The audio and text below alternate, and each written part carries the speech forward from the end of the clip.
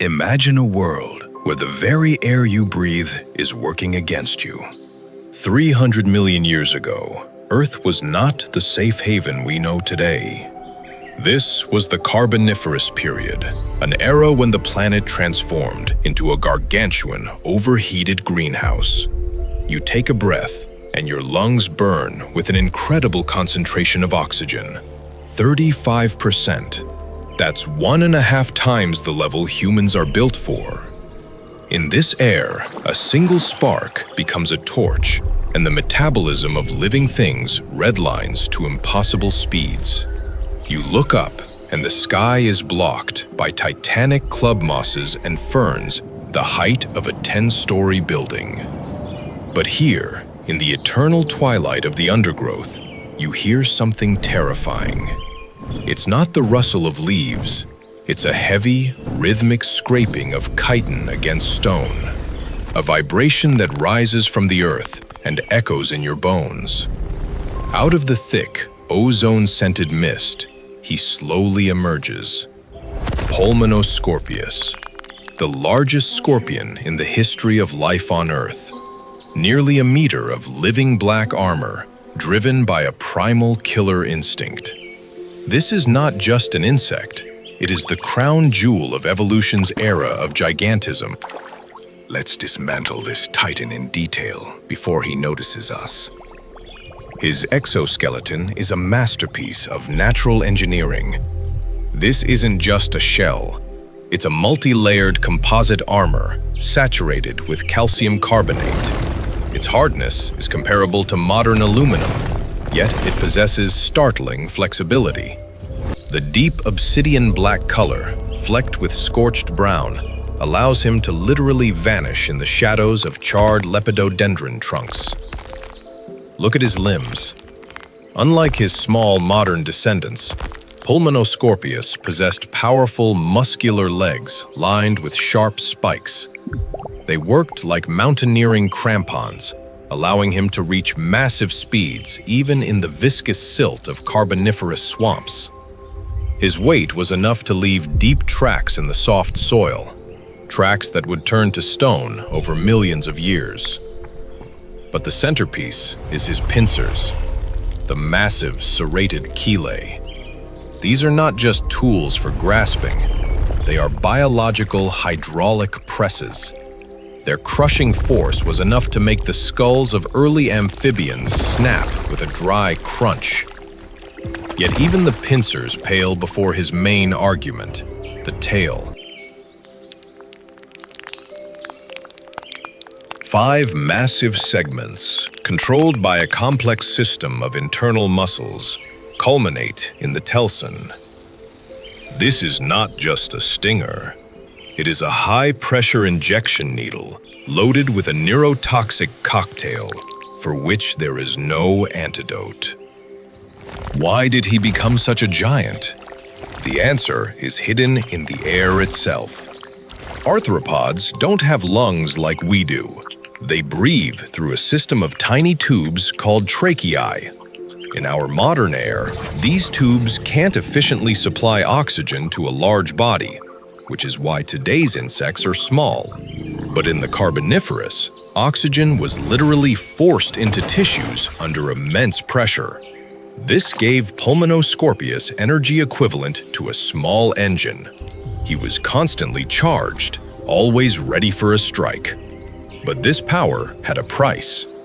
Every few months, the great hunter faced his own death sentence, the molt. A chitinous shell does not grow with the body.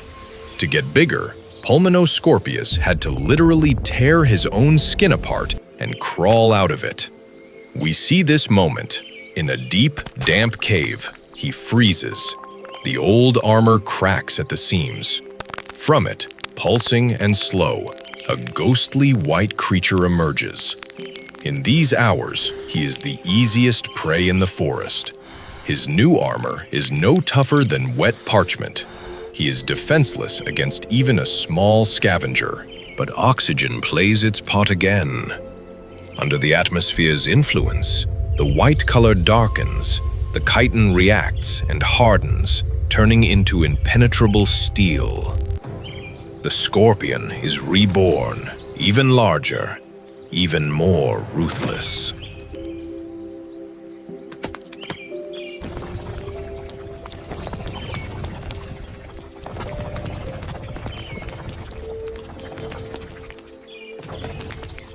But the nature of the Carboniferous is as treacherous as the creatures it spawned.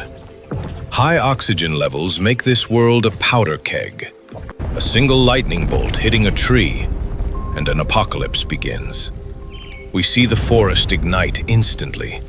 This isn't just a fire, it's an oxygen storm, incinerating everything in its path.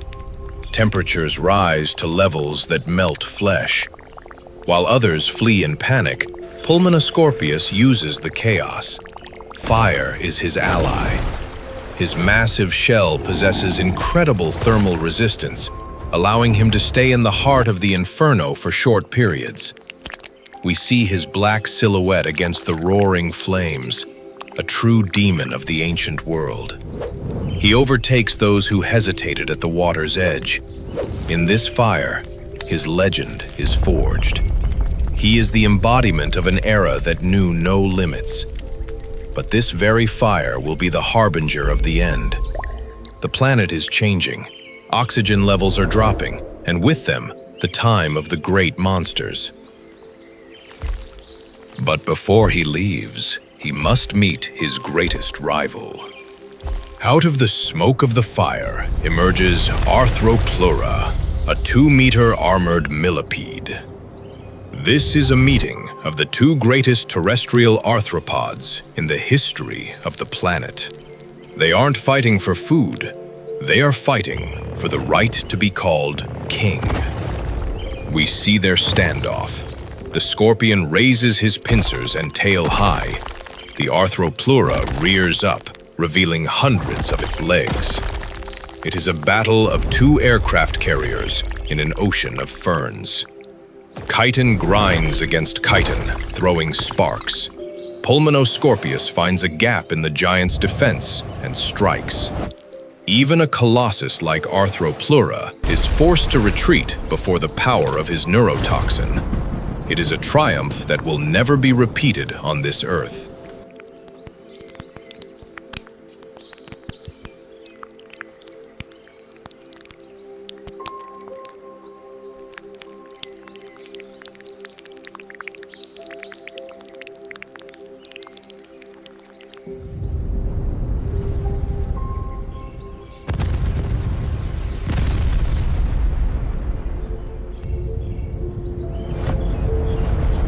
The era of giants is coming to an end. The oxygen doping is running out. The atmosphere is becoming thin.